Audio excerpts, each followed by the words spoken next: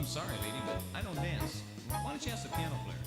Nah, not me. Why don't you ask the saxophone player? They get all the girls. Gee, I'd really love to, but I have a broken reed. Try the trombone player. Sure. I'll dance with you.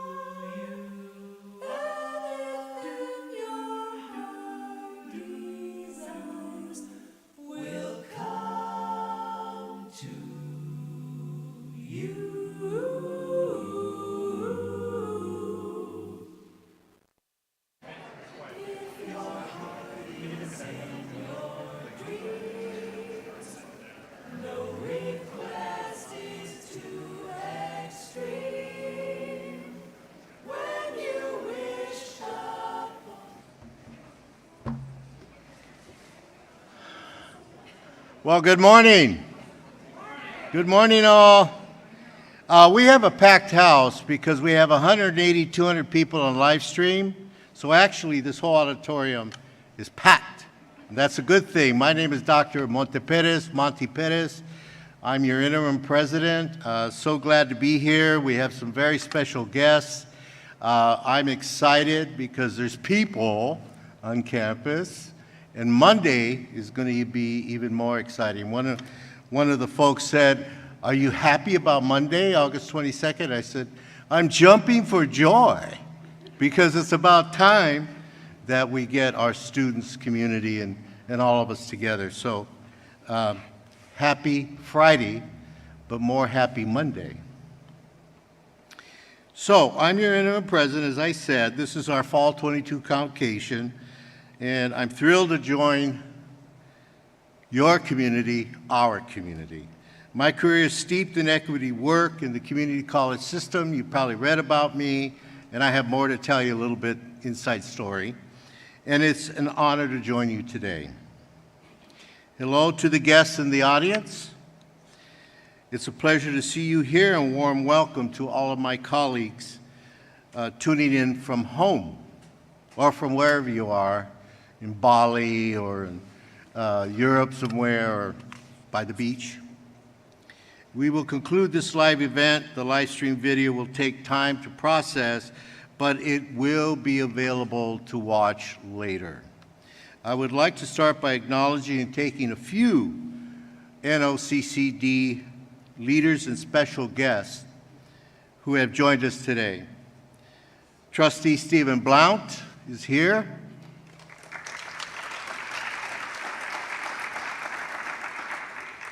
Trustee Jeff Brown is here. And Trustee Rosales is here. Evangelina. Sorry about that, Evangelina. And our student trustee, Paloma Foster, I think may show up. I did indeed invite her, so we'll see her later as she comes. And our fearless Chancellor, Byron Clift, Dr. Byron Clift Breland is here.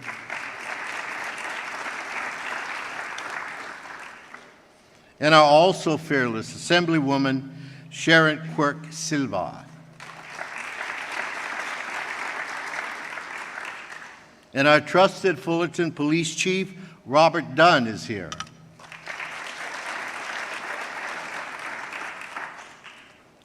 Our Fullerton City Manager, Eric Levitt, is here. Thank you. And I think I saw our Vice Chancellor of Human Resources, Irma Ramos. If not, let's give her a hand anyway. She's on her way. And finally, our District Director, I think I saw her, but if not, we'll give her a hand. Kai Stearns, District Director for Governmental Affairs. And at this time, I want to introduce the cadre, the core, the support of this college for administration, our Vice President of Instruction, Dr. Jose Ramon Nunez.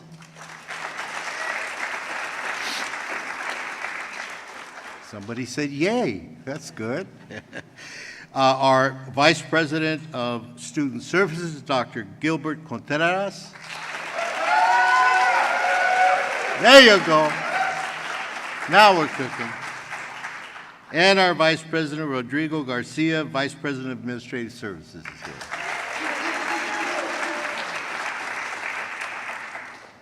Individuals make Fullerton College a special community, and it's all the members of Fullerton College family, including our deans, our faculty, our managers, classified professionals, who make Fullerton College so supportive for our students.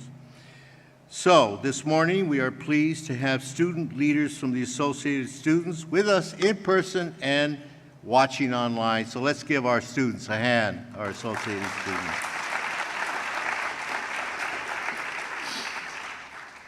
So we are here, renewal and moving forward.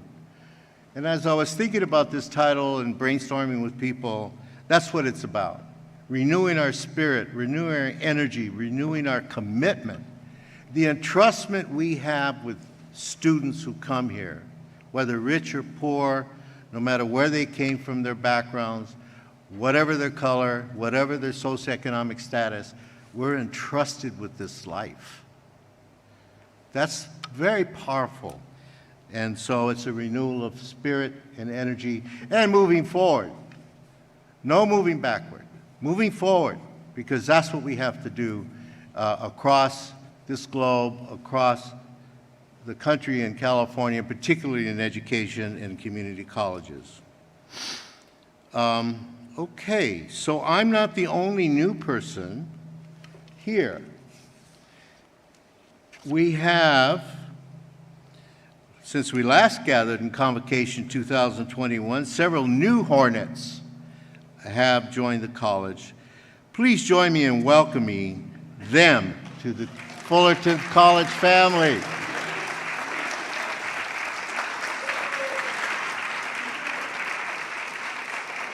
So as you see, we're growing. We continue to grow with our faculty and staff, and we welcome all the new members. So it's my pleasure to introduce the first speaker. Assemblywoman Sharon Quirk-Silva is a near and dear supporter of Fullerton College, and we are so grateful she could join us today. She will also be visiting Cypress College Convocation this morning, so to help her drive across town safely and on time, I'd like to invite her to say a few words. Assemblywoman Quirk-Silva.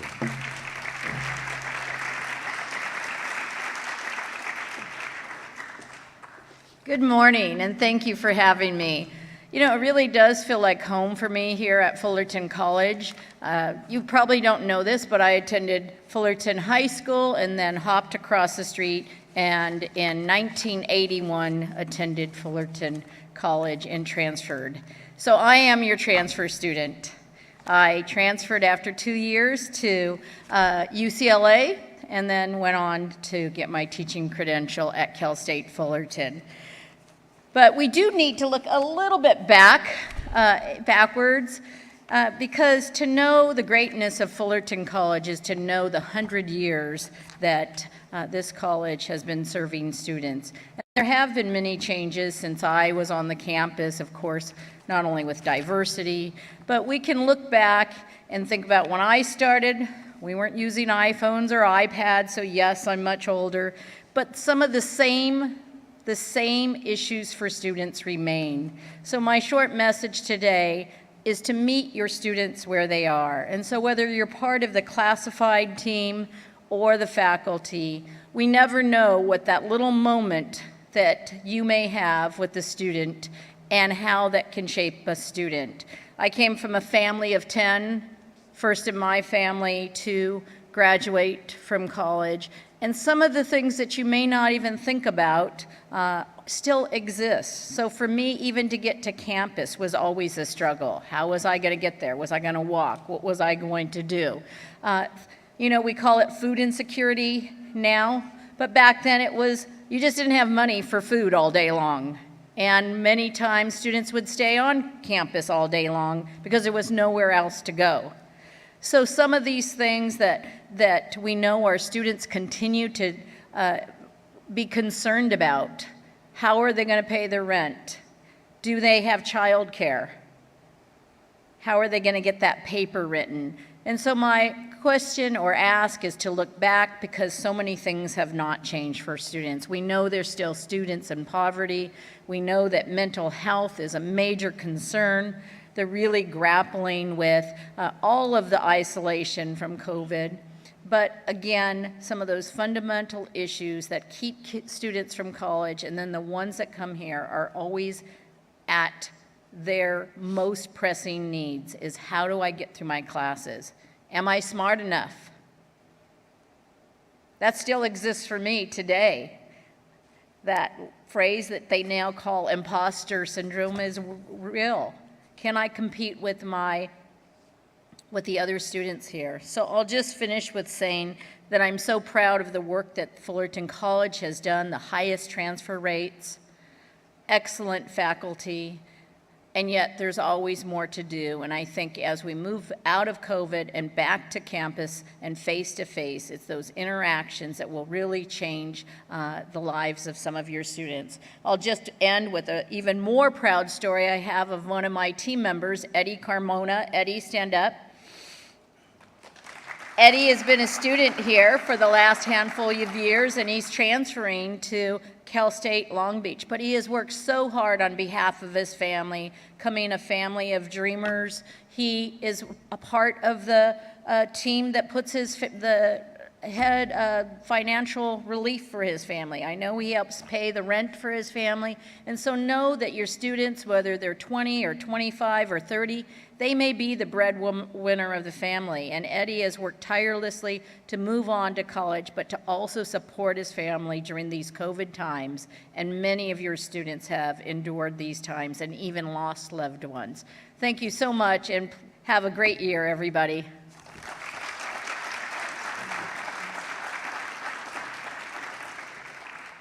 Thank you so much, Assemblywoman Quirk-Silva.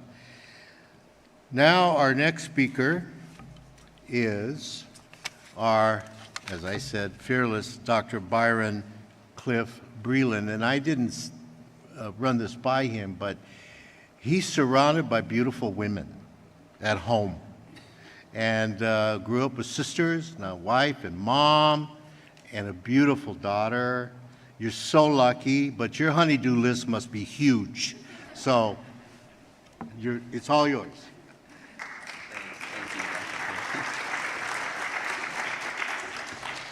Thank you so much, Dr. Perez, and thank you for that welcome. Yes, I have a great family. We just finished our retreat just 2 days ago, so we shared a lot about who we are and what we do, and it was great to have Dr. Perez. I also want to welcome Dr. Perez to the interim role here at Fullerton College, and it's certainly my pleasure to have the first opening day here with Fullerton College. So I want to welcome everyone back, and I want to say welcome as well to our new staff, whether you're faculty, classified, or administrators.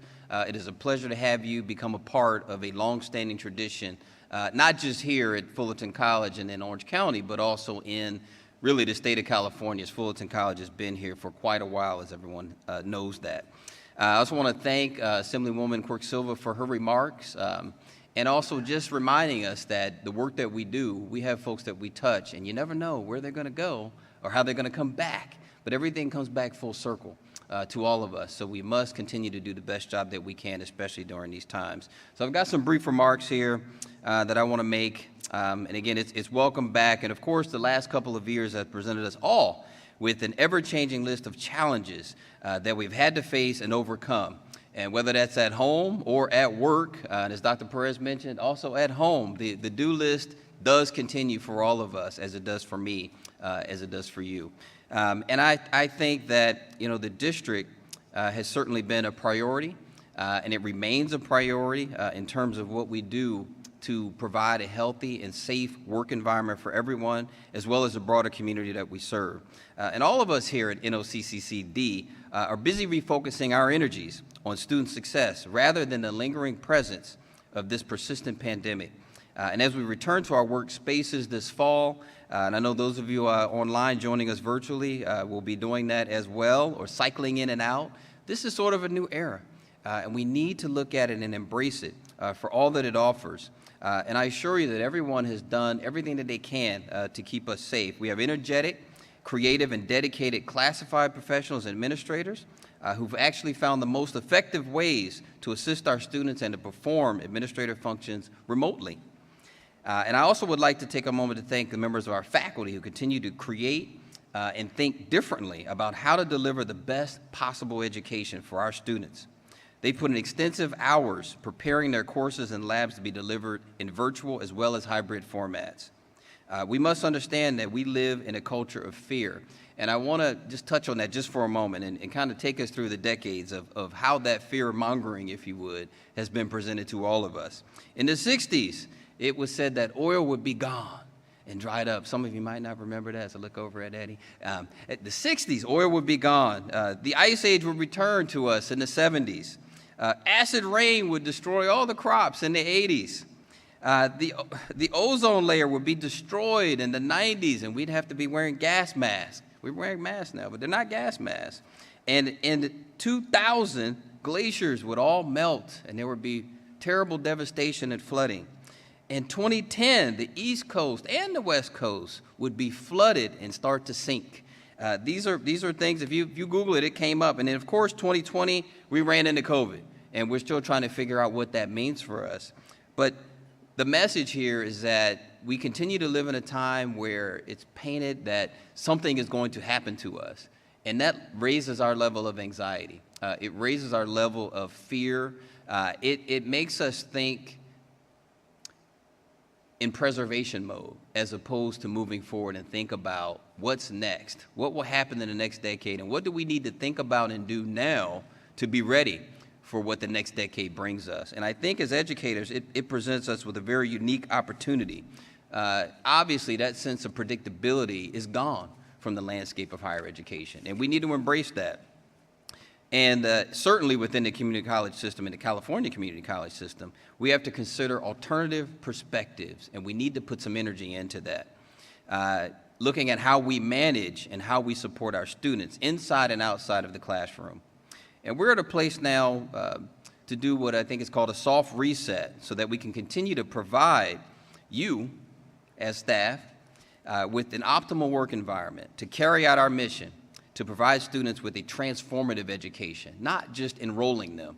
A lot of the talk is about the low enrollment, but what are we doing? We want to get them back in, but we want all of them to finish. We want them to reach their educational goal, whether it's job training or transfer. This is a very important mission of the California Community College, and we must embrace that as a district, or continuing to embrace that. And while we must remain uncompromising in our struggle for racial and economic justice, we need to continue having discussions and dialogue, not only with a dignified and constructive commitment to principle, but to also keep our narrative rooted in facts and data. There is no doubt that getting back to business in these circumstances will continue to challenge us all, but teaching and learning together is certainly what we do best, and it has never been more important than now that education is at the heart of what we do in our work. And we must remember that our students are watching how we manage these very difficult times in the workplace as well as in our own lives and at home. With that said, we need to see ourselves in the best light possible. We are a beacon of hope for many in the community that depend on us to have our act together. We have the faculty and staff commitment, the community support, the board leadership to be what we continue to call a destination district. And what does that mean? That means students want to come here. That means people want to work here. That means community partners want to partner with us because they see the direction that we're moving in. They see the hope and the gem that we are as a district serving those that need us the most, especially during this time as a community college in higher education. I'll just leave you with, saying that, we got to do this by having a great deal of collaboration and proactive partnerships of mutual respect and understanding. And it must be a priority for all of us. So let's turn our frustrations into determination to make this academic year one of the most successful ever for our students. They certainly deserve that from us. And as we reassemble under these extraordinary conditions, I hope we will approach this academic year as an opportunity to remember that what unites us is much greater than what divides us. We need to discover that we can accomplish much when we listen to each other and work together. And finally, most important, we need to relish in the joy of teaching and learning that brings us all to NOCCCD.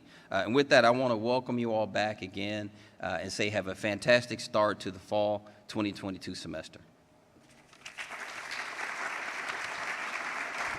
Thank you, Dr. Breland. Appreciate that. Yes, we did have a retreat a couple days ago, so I did steal that little tidbit of information. And we had a 360 evaluation of all of us. And my positive was he's wise counsel. So keep that in your hat, Dr. Breland. Now we are ready for our next speaker. Thank you, Dr. Breland, for giving us that. Our next speaker, Evangelina Rosales. Trustee Rosales was elected. Whoops. There we go. She was elected to our Board of Trustees during the pandemic, marks her first time speaking at Fullerton College. Please join me in a warm welcome for Trustee Rosales. Well, welcome back, Fullerton College. You know, I'm Evangelina Rosales, your board secretary for North Orange County Community College District, as they said. I am so happy to be here. I am super excited, and as I stand here, I have so many memories. I started as a student here many, many years ago. I quit my job and decided that, had 2 kids at the time, decided I wanted to start something new. I was very nervous, very excited at the same time, but I was here to see what other opportunities I could have and what could come forward for my family. I was a teen mom, and being a mom for those years brought a lot of challenges and a lot of excitement, but I wanted to do more for my family. So I came to Fullerton College as a student. I also attended Cypress College. As some of you may know, I was a Puente student, EOPS student, and later got hired to work part-time here at Fullerton College for the cosmetology department and CTE courses. Go Cosmo. But I tell you that because I am that student as well. One of the biggest challenges for me at the time was, as an adult learner, you come with a lot of unknowns, right? My parents never talked about college. They talked about working hard and being respectful. You work hard and you're respectful, you'll be just fine. Never talked about college. It was something that, even though I grew up here, I wasn't born here, I was born in Mexico, it was one of those things that my family just never talked about. We had to work hard to make ends meet.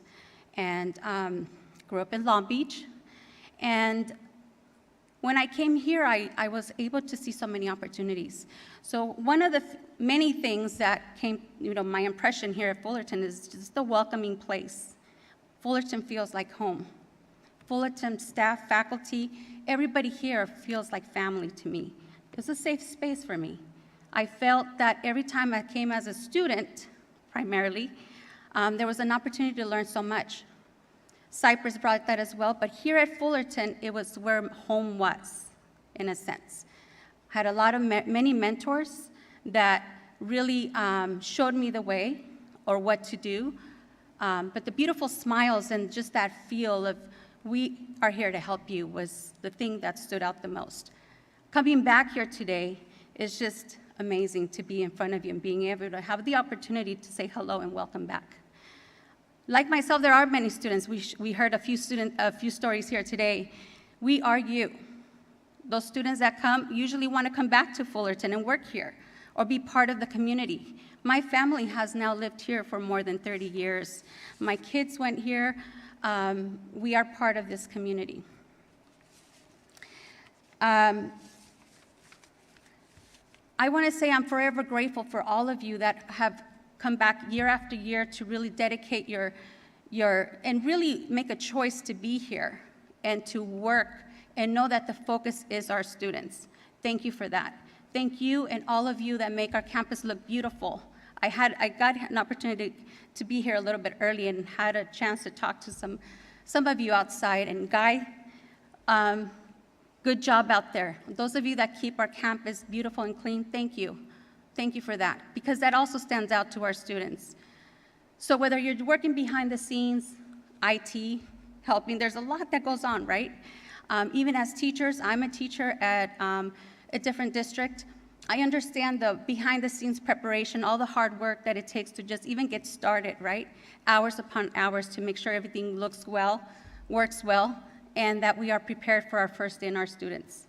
And even when we start, there's still a lot of work to be done, right? So for me, the best part of every school year is the chance to meet our first-time and returning students and help them discover the passion and purpose that they're here to come to our campus. I believe that we all do this work because we believe in the power of education and that changes lives for better. Please know that the Board of Trustees stands with you in your efforts to support students in this incredible journey. Despite of all the challenges we face, I'm confident that we will continue to work together to support our students and each other. Thank you for your wisdom and dedication, and have an incredible fall term. Thank you, everyone. Thank you. Look forward to seeing you.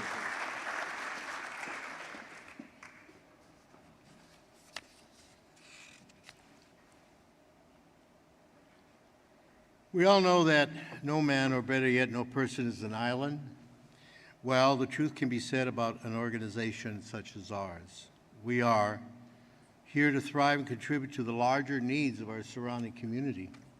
In this vein, I would like to introduce Fullerton College community to a citywide effort led by Police Chief Robert Dunn.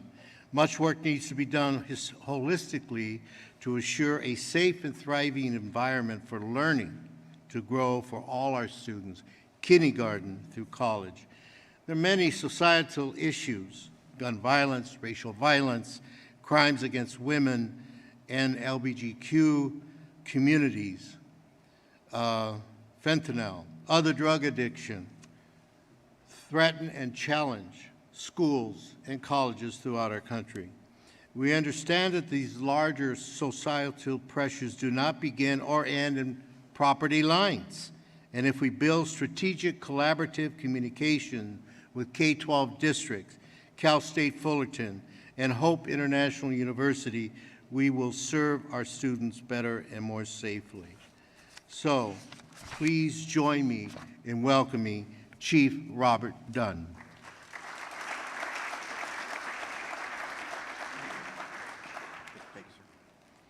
Good morning, everybody. Thank you so much for having me. I don't know about you, but being with people is so energizing after 2 years of being isolated. So it's an honor to be here with all of you.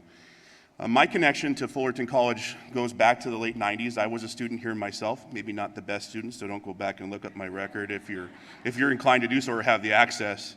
But as I prepared for being invited here today, I thought to myself, I have a lot of good experiences here. I've had a lot of good experiences here, and I look forward to, through this partnership, having even more good experiences here with your students, with your faculty, with your administrators, and on down. I'm forever grateful for the time that I've spent here, and I'm even more grateful for the time I'm spending with you today. As you're all aware, Fullerton is very well known as being the education community, and with that brings a lot of challenges, concerns, questions, participations. We have anywhere from pre-K all the way up through doctoral programs.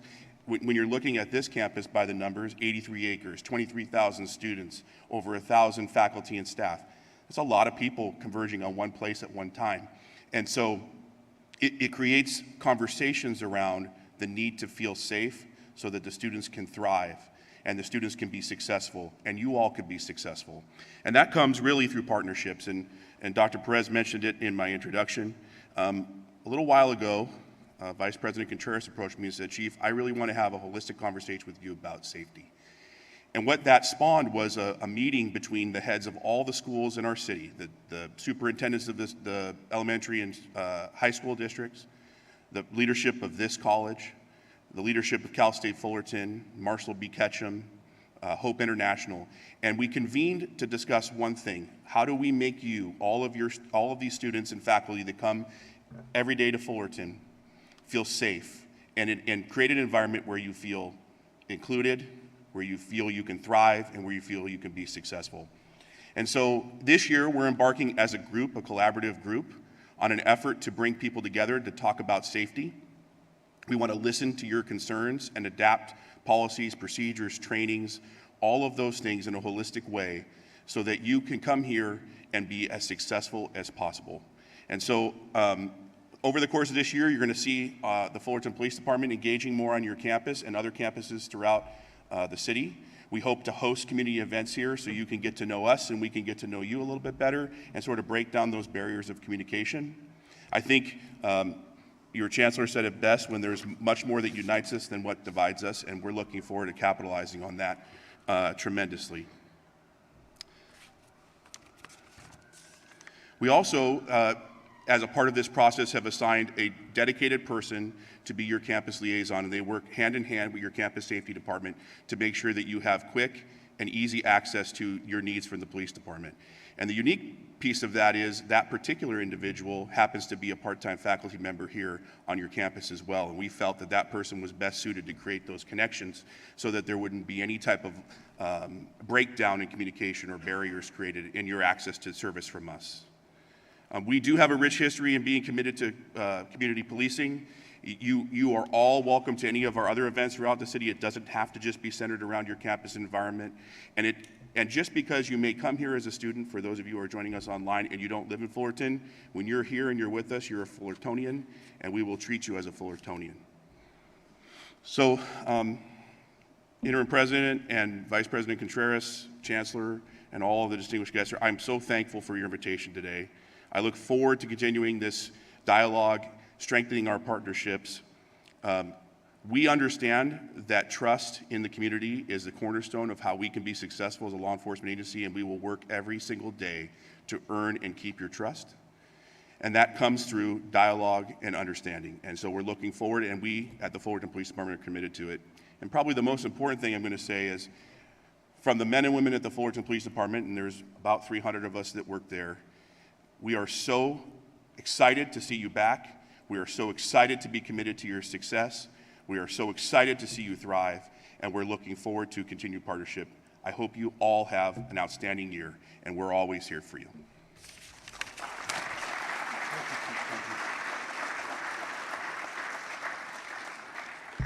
Thank you, Chief Dunn.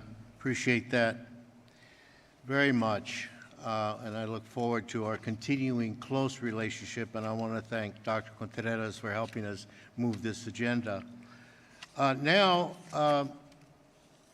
you've given us a lot to think about, Chief Dunn, as we welcome our faculty and students and staff back to the fall semester. I believe we can engage on whole college community in a conversation about safety. While we're discussing safety, our own campus safety director, Steve Selby, has highlighted these tips. He actually made it a pop quiz, but a little too long, so I thought, oh, we can condense it a little bit. To help remind us of ways we can personally prepare and respond to an emergency. So, safety tips. Do you know the fastest way to contact campus safety? And you don't have to guess, because I'm going to give you the answers.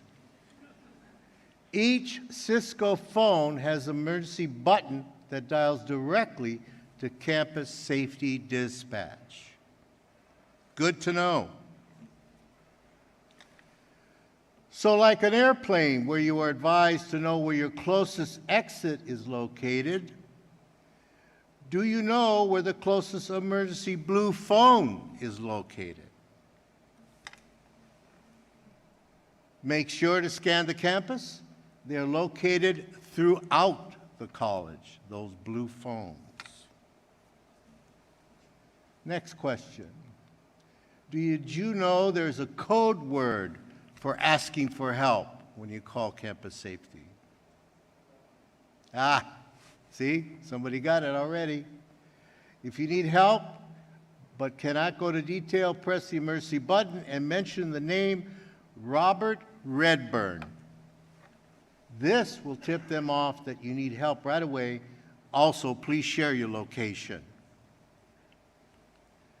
Do you know what the phrase run, hide, and fight refers to? Visit the campus safety website for training materials and resources on that. And finally, should you call campus safety first during a medical emergency? No. Call 911.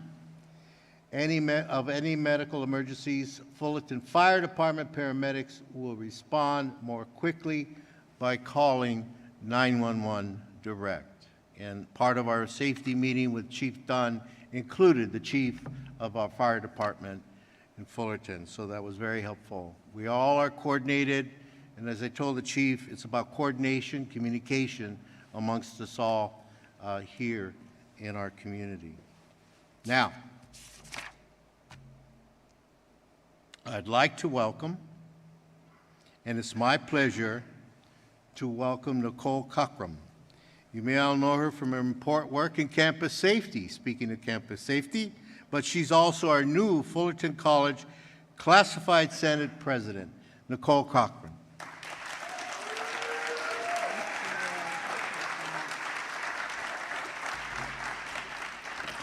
Hello, good morning, and how you doing, Hornets? Are we happy to be back? Because Monday, we're going to kick this off hard, I'm telling you.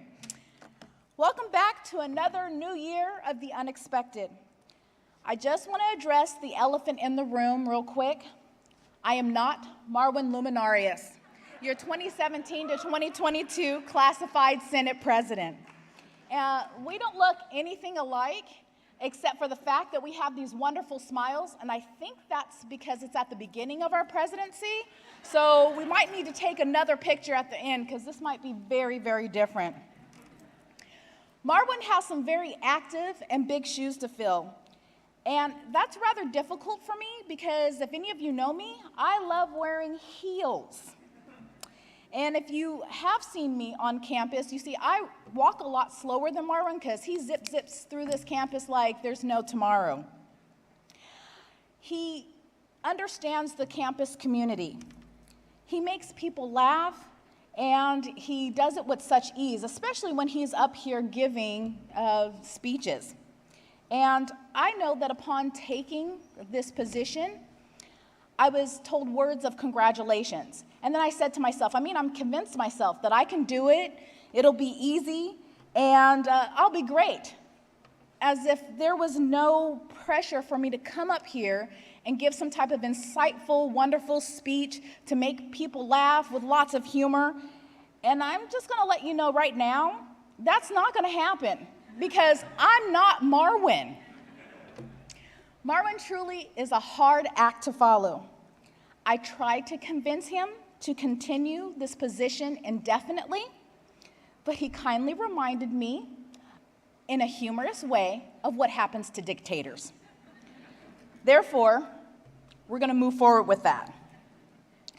However, before we move on, can I please just hear a round of applause for Marwin for all he did?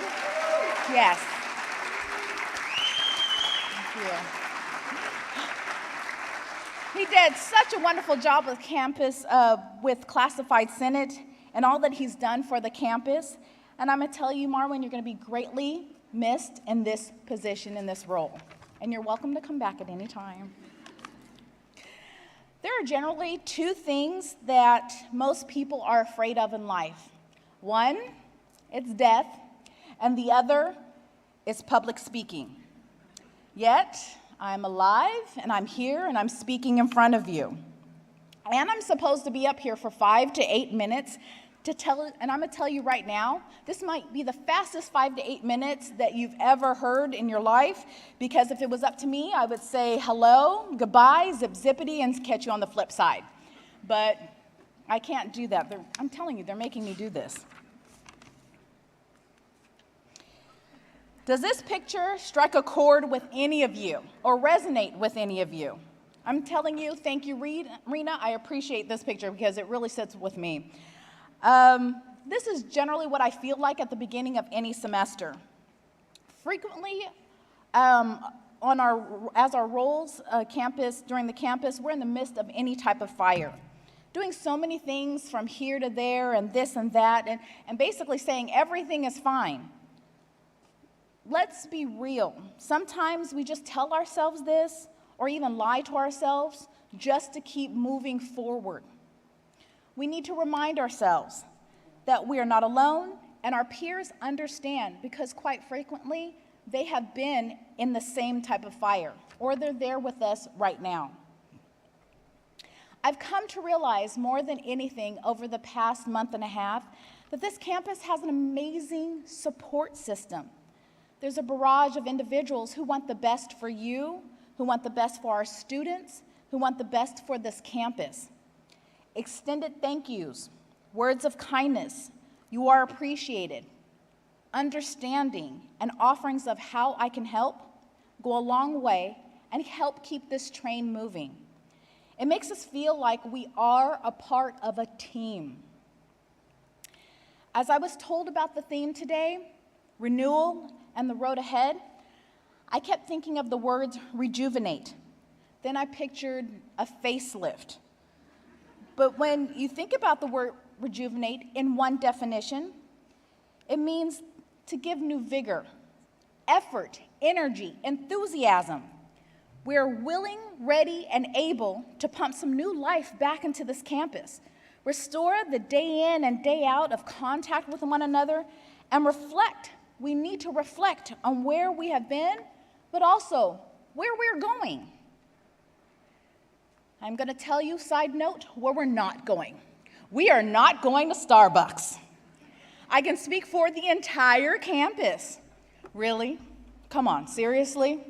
We can build a 54-ish classroom, 4-ish bathroom, beautiful walkway, sitting area, office space building, but no Starbucks. It's a small little building, a Starbucks. Please. Thank you, Rod. And I rest my case. Back to over the past 2 years, like I said before, we've had a facelift. We conducted daily business and how we conducted daily business and how we transitioned an entire campus to being remote for the safety of all Hornets. We learned that we were pliable and that there are many ways of taking advantage of education, whether it be in the classroom, outdoors, in an office, or on Zoom. And I should have bought stock. In fact, all of us should have bought stock, but I missed that opportunity. We can offer and do so much more than just the status quo. But now, what are we going to do with that knowledge that we gained? My hope is that we do not just go back into the same old ruts, but we make advancements for the betterment of not only our students, but for staff, faculty, the administrators of this Hive community. With that, my time is up. I thank you for bearing with me. I hope I didn't bore you too much, and I look forward to meeting as many of you as I can on this beautiful, historic Fullerton College campus. Thank you.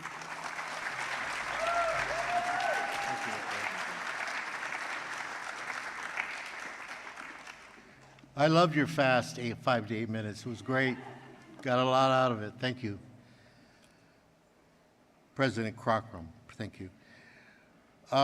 Now we're going to move forward, and I want to thank Dr. Jennifer Combs, who is going to give us our State of Address as President of Faculty Senate. Dr. Combs.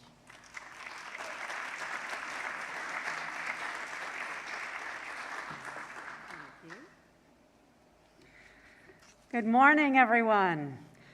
I want to welcome Nichole as our new Classified Senate President. I'm really looking forward to working with her. I have to admit, though, that a bit of my enthusiasm was knowing that I wouldn't have to follow Marwin in giving my speech at Convocation. However, after Nichole's speech, I'm in the same boat, right? Tough acts to follow. You know, I was spoiled by a childhood where school always started after Labor Day, and then in college by quarter systems with September start dates. So once again, I find myself here in mid-August, feeling like the summer should not be over quite yet. Even so, since I've lived on an academic calendar all of my life, I've always loved the fall and the beginning of a new year. In the spirit of today's convocation and the theme of renewal and moving forward, my thoughts have been about returning to campus with a fresh outlook and expectations, about reconnecting and of making new connections with all of you, my colleagues.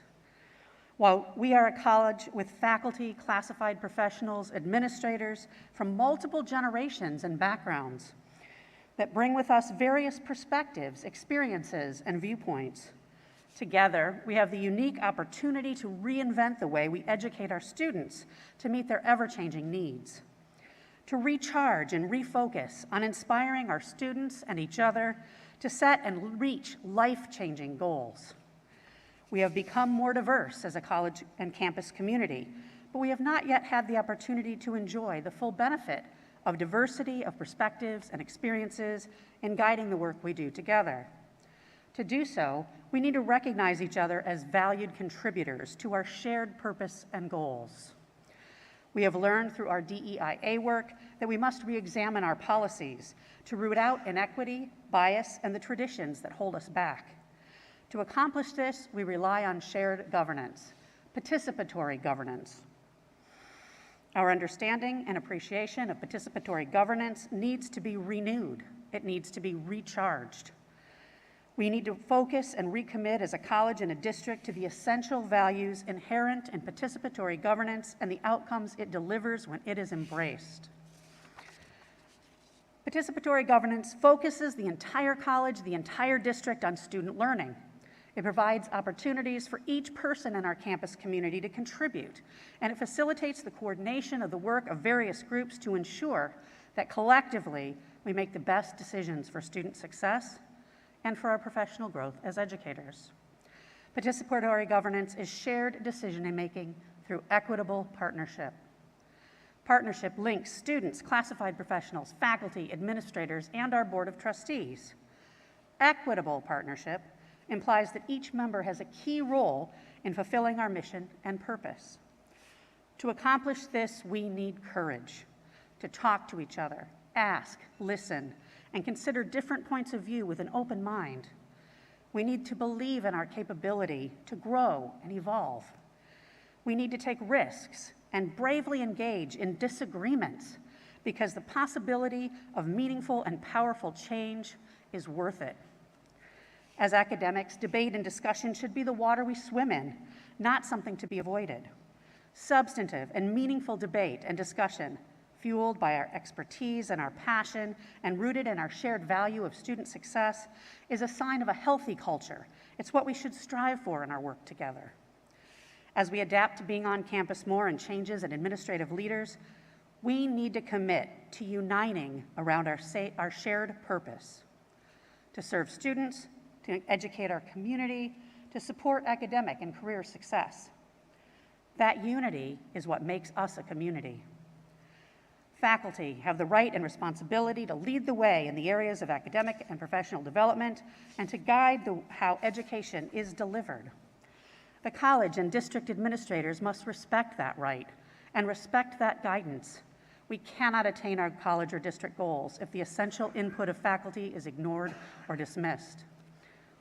We want our students to develop a sense of being part of a larger community, to take action with a strong sense of civic engagement, and we can model this in our roles in district and college governance. Though we may be frustrated by political issues or might prefer to focus our energy on the primary task of teaching, we must remember that teaching takes place in the context of legislative, economic, and social realities, and it is in this context that our students live and learn. We know that a genuine, heartfelt sense of belonging in the college community is vital for student engagement and learning. We have been working on tackling equity gaps with a race-conscious approach, and will continue to do so together. To create a college community where each of our students feels welcomed and valued, we must change our institution and ourselves to become anti-racist. Complex problem solving, like dismantling racist policies, requires thinking and living outside of the box. Over time, what we build can close us inside so we cannot see out. We get trapped in a box that limits us and excludes others. Breakthrough ideas create openings, windows that become doors to possibilities. But throwing rocks at other people in the box won't bring them out. We need trust and respect and genuine appreciation of different perspectives to do the hard work together to dismantle the box, so everyone can see and experience how much better it is outside, where we can build bridges instead of boxes. As we launch headlong into this new semester, I look forward to bridge building with all of you. Thank you.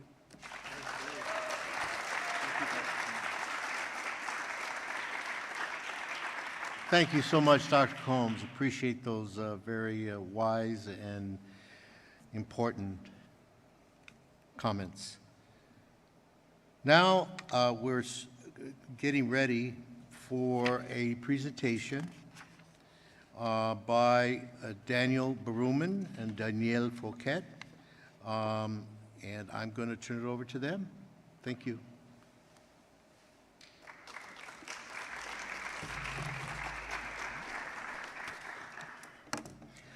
Good morning, everyone.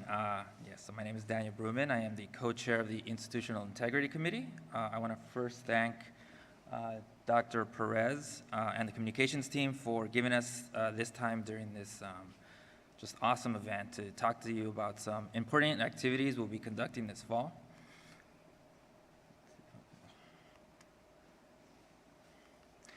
The Institutional Integrity Committee is a dual reporting committee at the college who regularly evaluates and makes recommendations to the college on its processes, its practices, procedures, and publications. And so one of the core functions is to review the mission, vision, and core values. And so this term we've set forth a plan to refresh these three items. And specifically we want, or need, more importantly, input from the campus community about the appropriateness and validity of our current mission and core values. Last year when we did our review, when we looked through the mission, vision, and core values, we realized as a committee we were missing a real key item. Specifically, it did not include an explicit commitment to anti-racism, which as a college community we had made public, and which has created a lot of thoughtful discussion since. And so one of our goals is to figure out how to integrate that and see if there are other items we are missing or other items that we need to tweak. Finally, good planning starts with a good mission, vision, and values. And as we put together our next strategic plan, we need to start here first, and we need to start with your input. So a mission, vision, core values for any institution are key to really to communicating our purpose, our commitments to our community, and more importantly, as a community college, to our students. They lay out clearly what we stand for and what folks can expect when they come to our institution. And then as I mentioned, these three items are a foundation for our efforts to plan effectively. They provide us direction about what activities and programs we need to create, that we need to support, and where we need to expand. And also, as a planner, it helps us provide a goal, helps us provide a plan to provide meaningful goals that we want to set and to measure those goals effectively. And so as you can see on this slide, our current mission, vision, and 11 core values were last approved in 2017, which is about 5 years ago, but given the recent times, it feels like a lifetime ago. So specifically, the college put together a mission statement work group in fall 2016, and they, following spring convocation, held a breakout session in the 200 building with a big group of folks who came together, and we solicited ideas, and we had really deep conversations about what it means to be at Fullerton College, what does Fullerton College do for our community and our students. And the Office of Institutional Effectiveness, where I work, collected that data, provided the results and analysis to the work group, and the work group worked through the mission, vision, and values, took it through our shared governance committees, which, as Dr. Combs mentioned, is very important, and we got feedback and final approval in May 2017. And so now I want to hand the mic over to my IIC co-chair, co-chair of the Accreditation Steering Committee, English faculty member, and all-around awesome person, Danielle Fouquette, to talk about the process we're going to take this time around and how we're going to solicit input from all of you, specifically the people I see here in the seats after this event.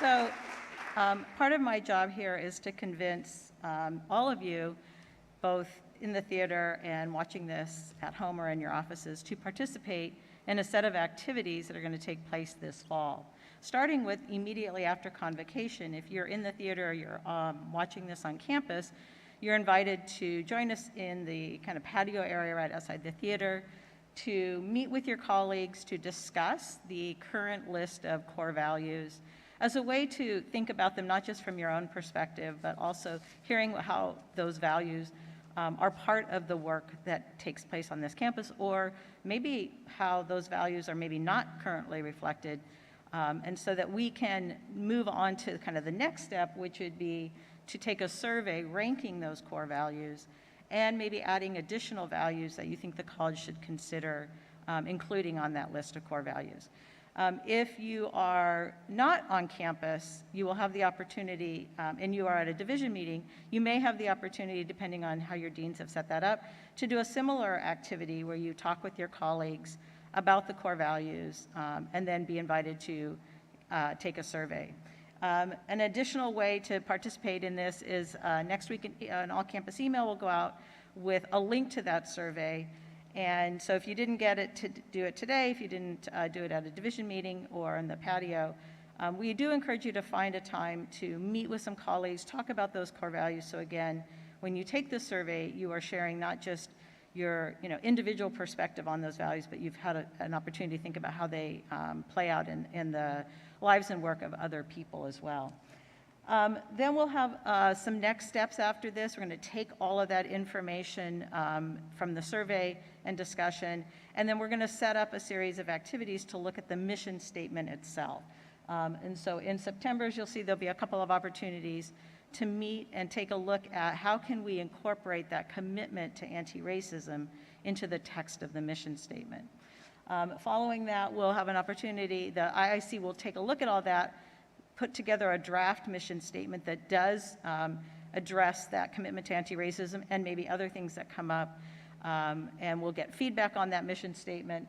And then finally, we'll take it on what we call the approval roadshow, where we take it to all the shared governance groups, and then hopefully we'll have kind of a finalized approved mission statement at that point that we can then use to help roll out the framework for the strategic plan in November. And this is a really ambitious project. And what it really depends on is broad campus participation. As Jennifer Combs mentioned, the shared governance is kind of the lifeblood of the college in many ways, but it doesn't just take place at Senate meetings. It also takes place in these work groups, in these sessions, and the opportunities to share your perspective, with a wide range of people. So with that, hopefully I was convincing enough to get you out and to participate in these activities, and have a great fall.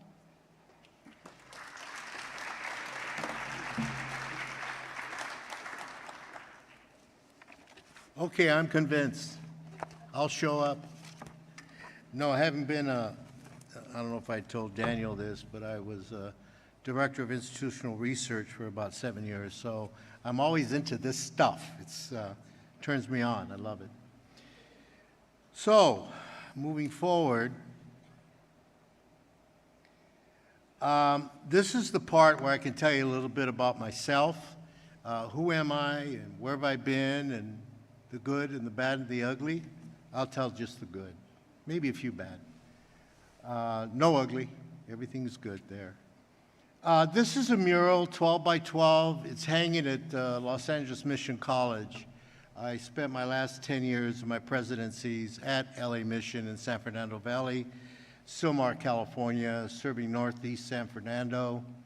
The youngest of 9 colleges was really interesting because it started in 1975 as 5 satellite locations in Northeast San Fernando. It wasn't until '92 that the LA district bought 22 acres and we settled in Sylmar, California. So we had 5 different satellites coming together, 5 different philosophies, 5 different administrators and faculty about how things should be. And in walks Dr. Monte Perez, to get everybody unified. It was quite a chore. I loved it though, because the people were great, their hearts were there to serve the community and the students they were serving. So in my journey in education, which is long-standing, there's a young man standing up with a mustache speaking to high school students on the right-hand side. That was me at 20 years old during the high school walkouts in East Los Angeles. I was a college student promoting educational justice and equity for those East Side schools. Because back then, many of the students were not expected to go to college. They were not expected to really excel. And so in that period of time, there was a movement among high school students to walk out and protest the lack of educational equity and opportunity in their community, which took hold across the city of Los Angeles. The reason why the picture's there is they all walked out, but we realized we didn't have a program. We had nothing to bring the thousands, and that particular high school was Garfield High School, my alma mater, and yay for the Bulldogs. And so us college students were there to help them make sure that they followed the picket line and there was no trouble. LAPD was there in force, waiting for something to happen, but fortunately they were very restrained and kind. We went to this park, and at the park, we were all like, what are we gonna do? What are we gonna do? So I don't know how this happened. I jumped on a car and gave a speech. And my speech was why we're here. Why is education so important to us? Why do we want a fair and equitable education in those schools? Then on the left-hand side is me as a president. I had a mustache for a long, long time. I finally shaved it off. My wife says I look younger now, but I don't know. I kind of like the mustache. I thought it was great. Anyway, I'm shaking hands with college students. And the quote that I gave is, when you pursue your passion for those who are less fortunate than you, you'll always be blessed. And that was my mantra. You know, if I'm passionate about education, and all of us in this room, we're doing equity work because we're educators. Education is transformative. Education provides the opportunity for families, individuals, and communities to explore whole new worlds and to find out who they are and what they can contribute. So I always believe educators, and that's why I chose education is my career, is my passion. And then there's me in the middle, finishing up after 14 years of college president. Prior to that, I worked at Cal State System. I was one of the first EOP directors at Cal State while I taught Chicano Studies, Ethnic Studies. And back then, there was no disabled student services. Back then, there was no veterans programs. Back then, we didn't have DREAM programs for immigrants. But it was EOP, and it was those that forged it, not just me, but all of us across the state of California, that created and established those programs. And I love it, because my son got his doctorate at UCLA, and he was saying, Dad, the reason why all those things happened was enlightened administrators. And I looked at him and said, son, the only reason they got enlightened is because the students stood up and said, change. And that's what we did. So that was in the 70s, 80s. Then I went off to Educational Testing Service. Why, I don't know. But it was so ironic because during that time was Stand and Deliver. You may have seen the movie, you may have read about Jaime Escalante, who taught calculus at Garfield High School, and they were the top 1% AP test takers in the nation. ETS couldn't believe it. How could this low-income school have the top 1% in the nation? We have prep schools, we have rich schools, we have all these rich kids, yet this place had the top 1%. Well, the reason why was the teacher, Jaime Escalante. He taught them. He showed them and gave them the confidence. And if you know about his story, he was a basketball fan, and he would always have Laker posters and say, see, they can be the top. You can be the top. So they tested him again. They didn't believe these young, primarily Mexican-American kids could, in fact, be the top 1%. So they made him test again. And guess what? They scored just as well, if not better. the point of that, that's what we do. That's our work. And so the ironic part of that is when I worked at ETS, they sent me to see the movie. Tell us if it hurts us. Tell if it's, here I am from the high school that went. Came back and said, well, it wasn't too bad, but you guys do look like jerks. I didn't quite say it that way, of course, but they did, because how could they do that? Then I went off to be institutional research director at a private university and later provost, academic vice president at National Hispanic University in San Jose, which was the only Hispanic university in the West Coast dedicated to Latino education. And we modeled ourselves after historically black colleges because we realized that 70% of medical doctors, African-American doctors, came from HBCUs. Even though the majority of African-Americans were across the country attending all kinds of institutions, it was that little group or smaller group of historically black colleges that was graduating the most African Americans in the professions. So that told us something. If you're concentrated and targeted and you really work with that population, giving them what they need, the social connection, the role models, all the support, you can make a huge difference. So we created this university. We had about 3,000 students in San Jose, California. We were a baccalaureate degree institution, business administration, liberal arts, teaching. And the only requirement to get in is you have a high school diploma. We didn't give you an SAT. My ETS friends would say, well, you should do the SAT. I said, no. By the way, the SATs are not required anymore, as you know. And 30 years ago, we tried to get rid of them. So that was my journey, but it wasn't until I found a home. I found a home in community colleges. That's where I found, this is where I belong. So 17 years ago, I wrangled my way into Golden West College, Vice President of Student Services, and got acquainted with Orange County, and worked there for about 4 years before I went to Moreno Valley. And it was a great experience. I've been working in nothing but multi-college districts. I haven't been able to get into a single college district.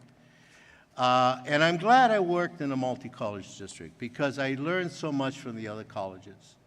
And I learned so much as a team how to work together with district and how to work with vice chancellors and how to budget and plan and create opportunities for our students in the community. My mantra has always been community. Everything I've done is because of the community and the students that come from the community, all the communities that we serve, because we serve them all, and ensure that we have real close connection with their development, their economic and social justice issues. So that gives you a little bit of background. I'm married with 5 kids. 4 sons, 1 daughter. The daughter runs everything. My sons, she tells her brothers what to do, and that's good. That's good, because they need to know what to do. But all through this journey, the one piece that has kept me centered is serving the community and students in education equity. We're not there yet. We have a long way to go. Yes, we have disabled student services. Yes, we have educational opportunity program services. Yes, we have guided pathway. Yes, we have student equity. Yes, we have all of that. But we're not there yet. There's much more to do. There's much more to do. And I love Dr. Coleman's comment. It's in unity. We have to understand something, and I did this at Mission, which, by the way, is very unified and harmonious now. Very happy group, family. And that is, everybody has a story. I don't care where you come from. I don't care what color you are, what economic status you have, what experiences. We all have a story. And that story connects us because there's so many more similarities than there are differences. So I used that in my work at Mission and other places and found that people made connection. Oh, yeah, I was a foster. Oh, yeah, I had this kind of parenting. Oh, yeah, I went to a school where I was an outcast. I wasn't fit in. Or I was the cheerleader and I was the most popular person in the school. Oh, me too. I was the best athlete in the school. There's always so many similarities that we can build on, and that's what we need to do, that our students are connected, and coming back, the road ahead is about connection. We're connecting again. Yes, Zoom was wonderful. It has its advantages, but I tell you what, I was exhausted by the end of a Zoom day at my office at home because I didn't get a chance to interact with my fellow faculty and staff and students in a way that I could get energized again about the work. And the work is noble, and the work is, it's an honor to be in the Academy. So having said that, you know a little bit about me, and I hope to bring whatever I've learned to this great college, Fullerton. And I'm learning because you're seasoned. 1913, wow. The last place I came from was 1975. So I'm going from young to older.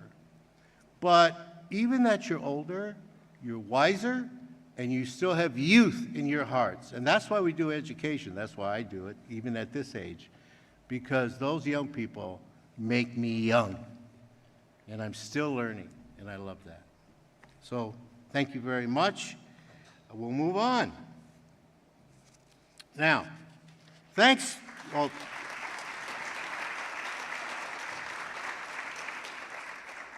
that was much fun. Thanks to the innovative work by our faculty in the Business CIS Division, the Department of Homeland Security and the National Security Agency, excuse me, I'm reading the wrong one, sorry.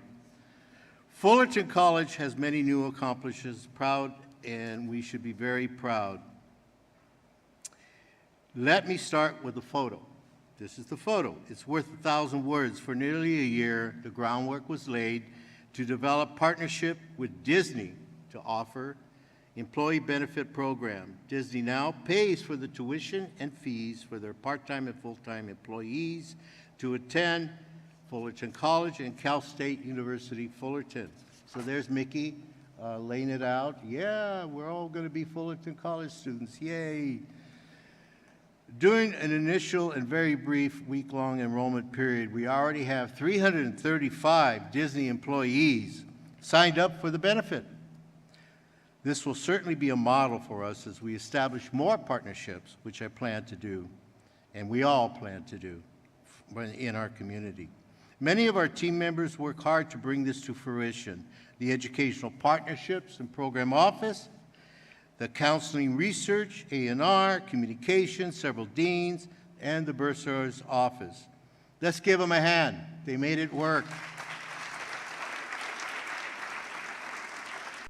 It's been an all-hands-on-deck effort, and the Director of Educational Partnerships, Erica Adakai, Technology Engineering Dean, Ken Starkman, and Director of Campus Communication, Lisa McFerrin. Give them a hand. They put it together.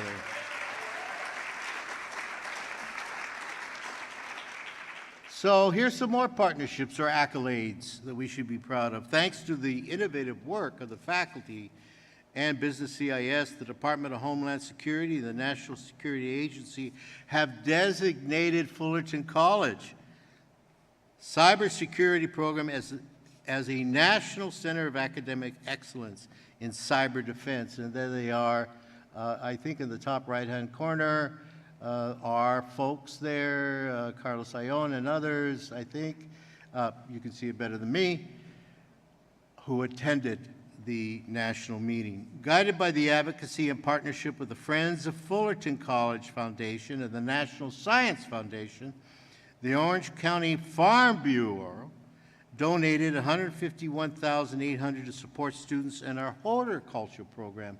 I have to say that one of my first visitations was seeing the goats. I really like the goats, so I spent time with my grandson and looking at goats. But the horticulture program, I'm so delighted we have one that's been here many years. A special thanks to Foundation Executive Director Zoot Velasco for his leadership in this area. Zoot, I know you're here somewhere, or you were. There you are. Thank you, Zoot. I also recently joined Vice President of Student Services, Dr. Gilbert Contreras, Director of Student Life and Leadership, Dr. Naomi Abasamis, and presidents of other Orange County community colleges celebrate the Orange County Transportation Authority bus program. There we are, that whole big group. It's the Bus Pass program for Fullerton College was among the colleges that launched this program in 2019, and we are a model program in the region. Thank you, Dr. Contreras and Erica and everyone else. Thank you very much. Give him a hand.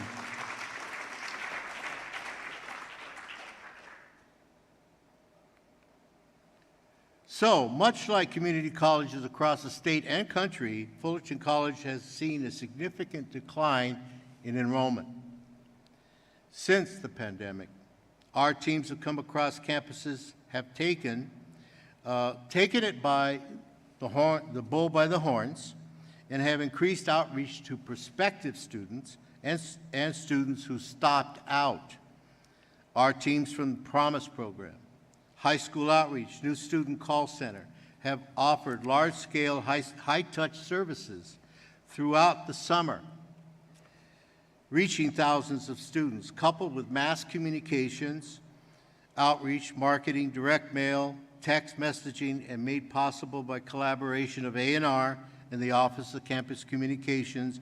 Our teams are doing their part to reintroduce the college to the community and to our and make our numbers turn around. Our deans and faculty have also worked collaboratively with our class schedules to be responsive to student needs. We've learned to be adaptive and offer a combination of in-person, hybrid, and remote instruction. Our faculty are innovative and deliver high-quality instruction, and I can say that already in my short time here. I see that every day, innovative ideas from faculty and staff of how to better serve our students, how to better reach our students. We have gone through an exercise, and we're continuing to go through an exercise on re-engagement of our students and outreach and recruitment of our students, not just high school students, but all adults seeking promotion, seeking jobs, seeking a way to move their ability in the economic scheme of things to help their families, and certification programs and so forth. So I'm very proud that we're moving in that direction. I see these efforts every day. Yes, we need to get our FTES back up, but it takes all of us to do so. The college will continue several HERF-funded,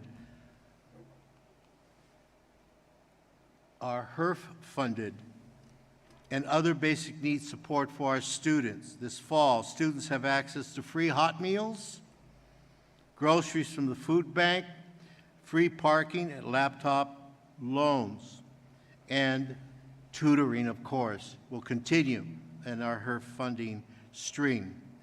Federal relief funds were also put in important to bolster the tutoring, as I said, and we will continue to stretch these federal funds as long as they are available to support the whole student. And Assemblywoman Quirk-Silva did talk about the whole student, mental health, food insecurity, and all of those challenges many of our students face. So, my role in all this is to work with you, support you, make sure you have the resources to move forward, but also to be available to students, faculty, and staff. So I will have every week or monthly or every 2 weeks, I think, a schedule for come and share your thoughts with me for 1 hour. I've already started a video series every Mondays with Monte And so M&M is on Mondays. It goes to students through social media, welcoming them on campus, but also introducing them to people, which I plan to do, interview many of you, and so it gets out through video. I think last time around I heard we had 3,500, as they say, people who logged on to that video through our social media, so that's great. And then be able to do the open forums, as much as possible, be visible to support our efforts across the board, not only for our students and community, but for us, faculty and staff. Based on the trends, okay, I can't get the next one. Here we go. No, that's not it. So, I'll talk about it. Sorry, let me give you that photo again. That looks better. Oh, no. All right. I'm sorry you have to look at that. Okay, we're going to end right now. But based on the trends, I have one more thing to say, and it's very important, of course, for all of us. But based on the trends throughout Los Angeles and Orange County, we've replaced COVID protocols for this fall. Now, I sent a general message to all of you regarding that, laying it out, but just to reiterate, we have replaced the COVID protocols with a new system to monitor vaccine mandate compliance to make sure students are compliant. Students will no longer be required to check in at the student check-in center. Rather, we have dedicated staff who are monitoring student compliance. They are conducting high-touch, individual outreach to students. We're making thousands of phone calls, especially the students that we know have not reached compliance, which is, last time I heard, 1,100 out of the 11,000 or so that are taking classes. Our head count's about 16,500 this fall. So we're reaching out to that about 10% group to get into compliance. So we're doing that outreach. Faculty and staff may ask students to display their clearance to be on campus via the Fullerton College mobile app, but you are not required to do so. It's up to you. Any student who may be out of compliance with the North Orange County Community College District vaccine mandate or do not have a smartphone should be directed to the health center. Thank you, Gil, and thank you to our health center director. They'll take the traffic there. You can direct them there to get compliant. We expect these measures to strike a balance between creating a safe environment and adapting to the trends in the region. We have free masks, we have free testing that will be available to all our students. Our info booths will be up Monday where students can get all that information as they come on campus, which we are elated to have them come on campus and have them come back. So I'm so grateful for all of you today and those of you in the live stream who are here. And I want to give the Office of Campus Communication, Lisa McFerrin, a nice handshake, or rather applause.